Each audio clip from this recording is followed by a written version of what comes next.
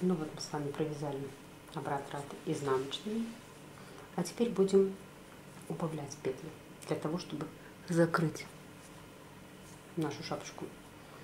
Вяжем 3 петли, провязываем,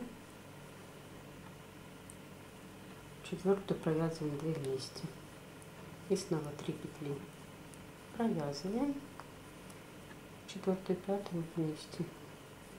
То есть через каждые 3 петли мы с вами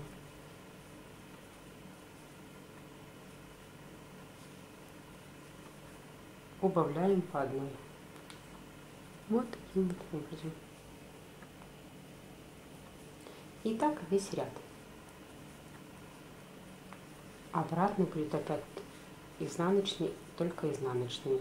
Ничего убавлять мы не будем. И провяжем.